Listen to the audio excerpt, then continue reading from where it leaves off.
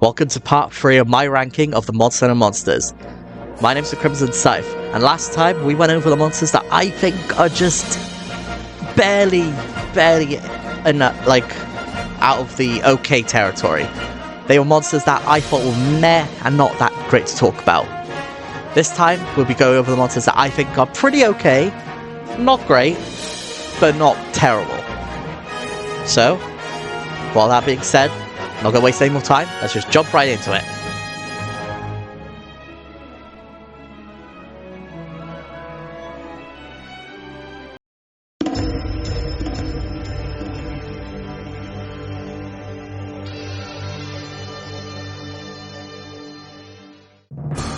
Coming in at the 80th spot, we have Laoshan Lung. Just like Shen Garen, this fight can be very boring to many hunters. But in recent years, Laoshan Lung has become a little bit better than Shen Garen. The reason for that being, especially in Generations Ultimate, is that its fight doesn't take about 5 minutes or more to get to actually fighting it. Yes, it can get very boring, considering the fact that it doesn't really attack you directly from the beginning, but it's still not a terrible fight. And also running along its back is pretty cool when it's, in the final area. And defending the actual, I guess the castle, is it the castle? Yeah, castle is pretty fun to do. And using the different weapons, like the cannons, the Dragonators and stuff, that's also really fun to do.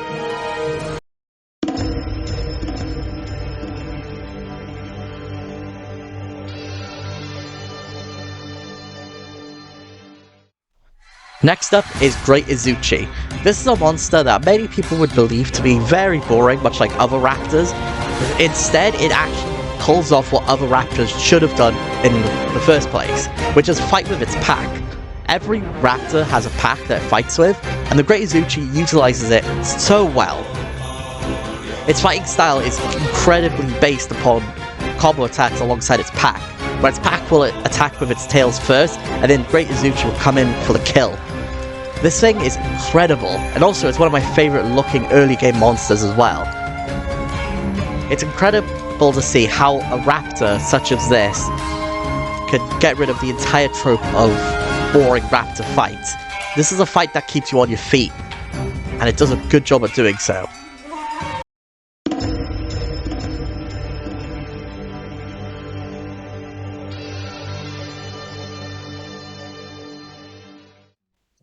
Next up is the Daimyo Hermita. This thing is pretty good, considering it's a crab, and especially in Sunbreak when it got announced. This thing is incredible to fight now. Yeah, in the older games it was kind of boring, it was very slow, different claw swipes and stuff, and the only good thing about it back then was that it used its shell to ram into you. This time, in Rise, the Daimyo Hermita uses speed more than anything and mixes it in with power as well.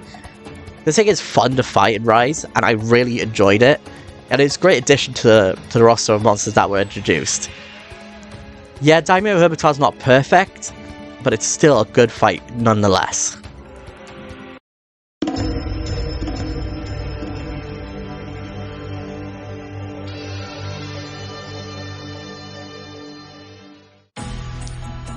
Finally, stopping out the raptor tropes, we have the Great Macaw, and this thing is so cool. Out of all the raptors from the early game, this is probably by far the best.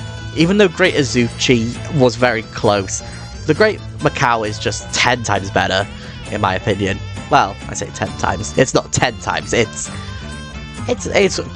better, all I'll say. The Great Macaw uses its tail like a kangaroo, and uses kicks and all sorts to fight you. This thing's almost like a kangaroo mixed with a raptor, basically. So, and its design is the best out of all the raptors, especially early game. And consider, even though the fight doesn't last too long, it's still a fun fight.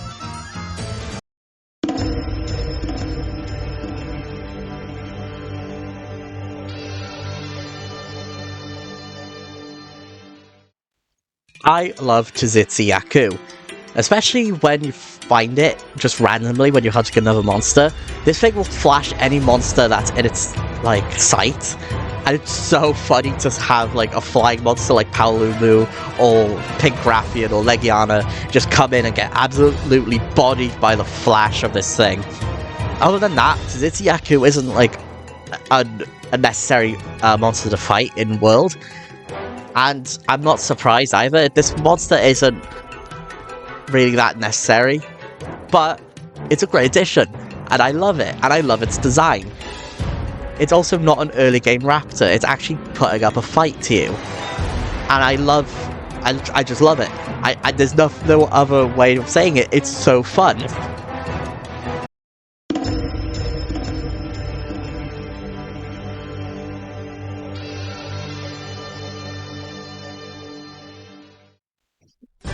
In World, the Anjanath to me was very disappointing. Considering the fact that it's a massive T-Rex that has like these large wings and a weird nose thing, I don't know what that is, I thought it was going to be like a very mid-tier monster, which it is, and then when you really think about it, World, like base World, doesn't have many monsters to fight until you get to like the DLC and the additional monsters to come in after the main story. And Anjanath is like the middle of the road kind of monster, which makes sense. But I realize now it's the 7th monster you fight, I'm pretty sure, and it's really disappointing to see how this monster just became that. But in Rise, it was so much better because it's more of an endgame fight.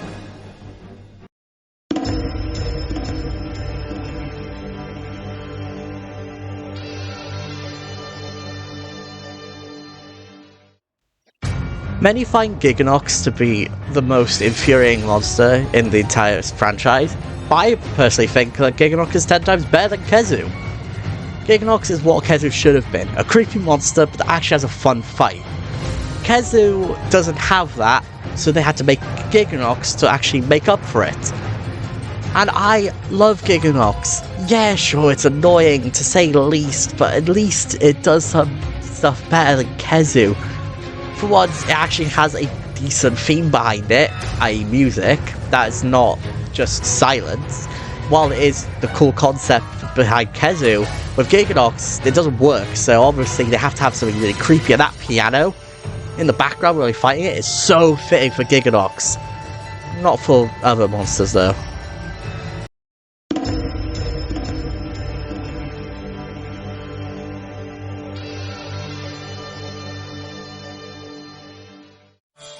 While looking up what monsters to put on this list, I was using the Monster Wiki, and even they didn't have Somnicanth on their list of monsters.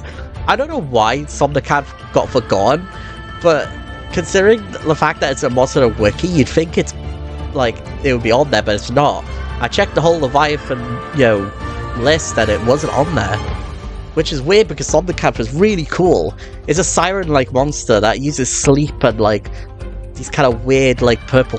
I don't actually know what they are. They're like quills or something? Or like spikes that it flings at you. And it tries to put you to sleep and like tries to attack you with that.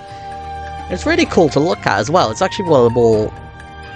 I don't want to say beautiful because it's actually really creepy, especially in its face, but the mane, like the frill on its head is so cool.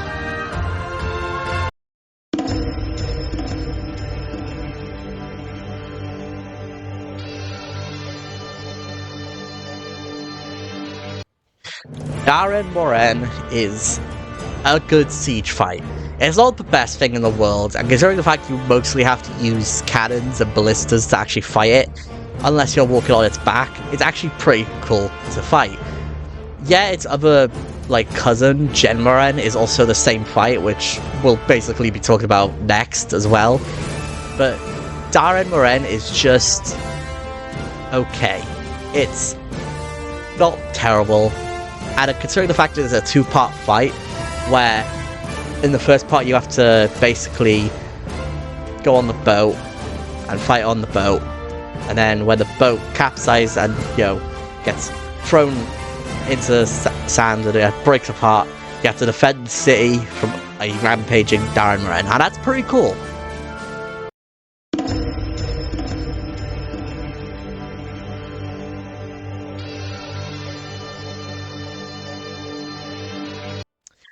The Gen Moren is basically the same thing as Darren Moren, which I did mention beforehand when I was talking about Darren Moren.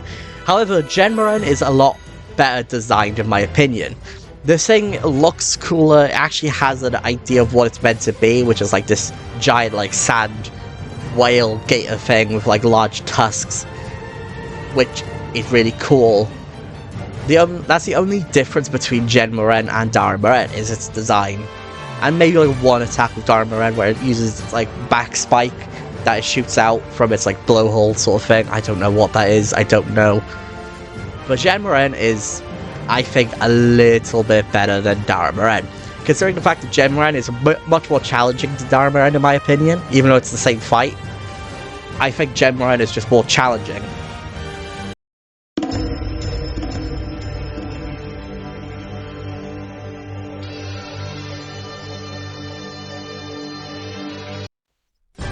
I like the Pookie Pookie, but I don't love it. I used to, but lately I've kind of grown a dislike to it. Not because it's a bad monster, it's just other things that have come into play in that scenario. The Pookie Pookie is a poison monster. It's like a chameleon, but it doesn't really use chameleon-esque things apart from its large tongue. Its tail also inflates to shoot out like a poison spray of gas at you, which is cool. And using like different it uses like the mushrooms it eats, and like it kind of expands its poison capabilities using that. Other than that, that's all this thing is. It's just a chameleon that shoots poison.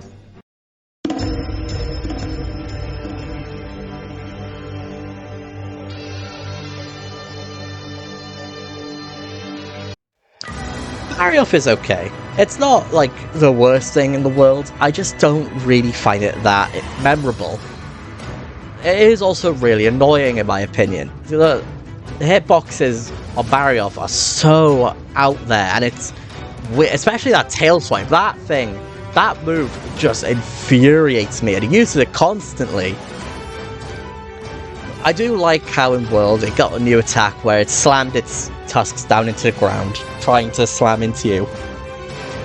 And I love that, but other than that, it's really not that interesting, nor is it overly memorable. Out of all the monsters in the world, you wouldn't expect people to be like, oh, Barioth, yes! I've been waiting so long for that monster to come back. Well, even though it's in recent games.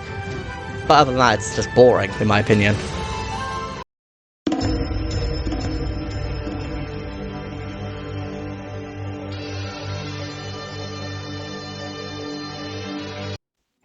Malfestia was the first monster that actually ever introduced confusion, which in itself should be annoying, but it's literally just backwards controls in this instance.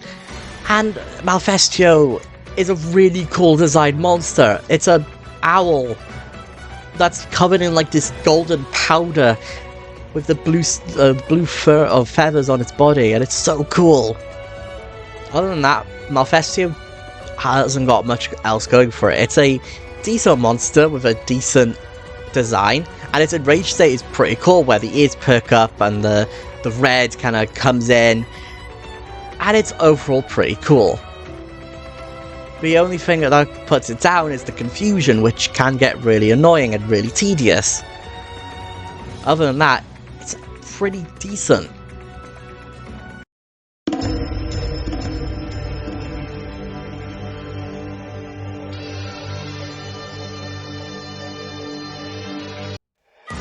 Oh, I love the Bamboro. This thing is awesome.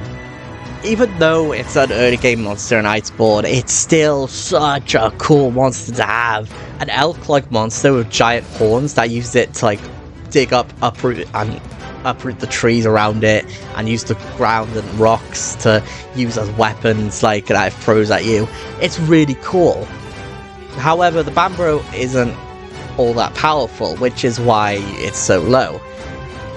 And honestly, this thing isn't the greatest fight, even though it's the only thing it does is charge, which is okay, but like, come on, it's Bamboro.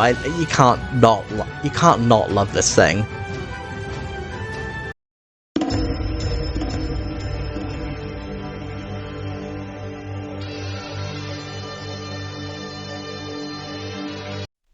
On a scale of 1 to 10, if we're talking about just Rise monsters in general, I would say that this monster, this Bish a 10. Okay, jokes aside, Bishaten is really cool. Using the Pomeranians it uses as ammo, it's actually the most fun monster to fight in my opinion. Considering the fact that it's also a monkey that uses its tail as like a thing to stand on, its movements are so sporadic and so like out there, it's so fitting for this monster. And oh my gosh, I love its design. This thing is so cool, it's so unique. I don't know why, but Bishaten is one of those monsters that I cannot help but love. Yes, it's not too high up, but that's because of the fight itself is not that long, so...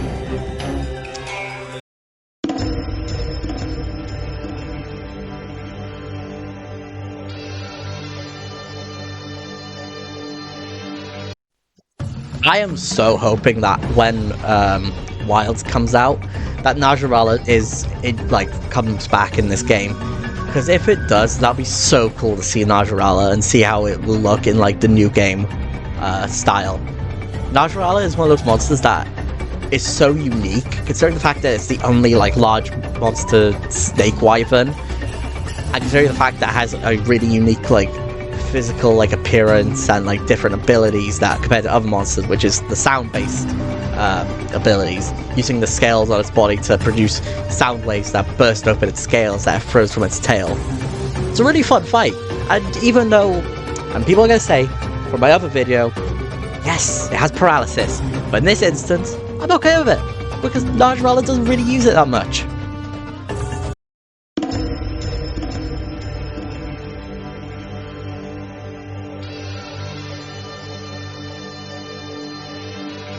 People might be surprised that Diablos is this low.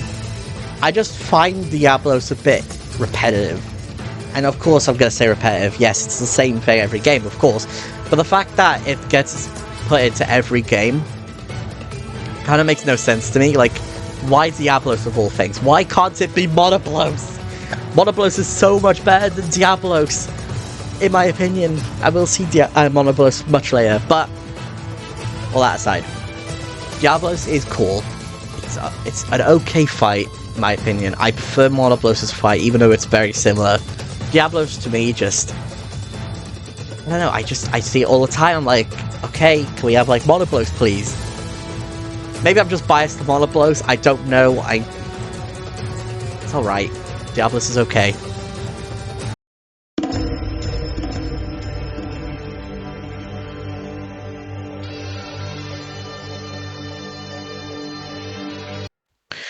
When I first fought Legiana, I didn't really think it was that powerful. Considering the fact that it's on the same, like, wavelength as Odogaron, Rathalos, and, Diablos, I thought Legiana was very weak compared to everything else. And many people would also agree with that, considering the fact that, again, like I said, Legiana's high up in the food chain. It's a cool fight, and I like the frosty kind of like abilities it has. I love the scream as well. The Legiana's roar is so cool. I just think Legiana is a bit bland for like a monster that's high up on the food chain, and that's really disappointing to me. I don't know. I find it bland.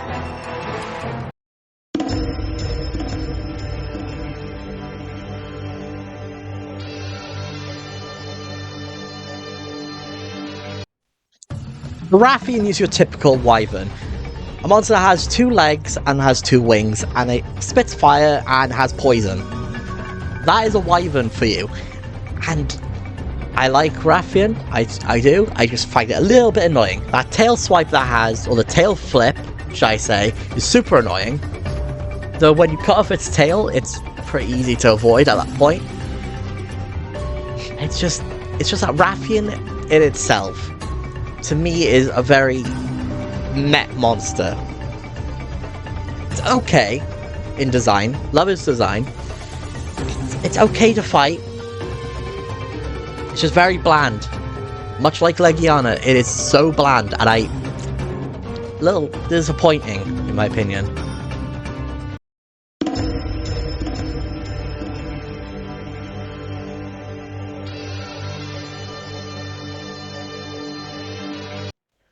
Dodo Gamma is adorable. I love it. I can't say anything totally bad about it. Apart from the fact that its roar is just a whale sound, which makes no sense to me.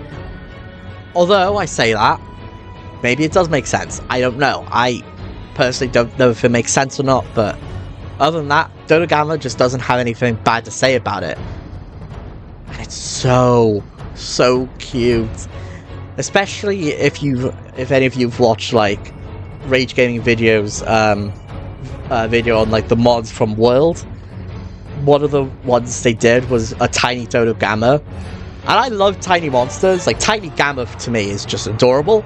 Tiny Dodo Gamma just is so much better than Tiny Gamma, for my opinion. But I love Dodo Gamma. And that was part 3 of my ranking of the Monster Hunter monsters. Hope you all enjoyed this part. Next part we'll be going over monsters I really enjoy fighting. Not perfect, but monsters I really enjoy. So, I'm the Crimson Scythe. Drop a like, drop a comment, subscribe if you haven't already. I'll see you all in the next part. Peace out.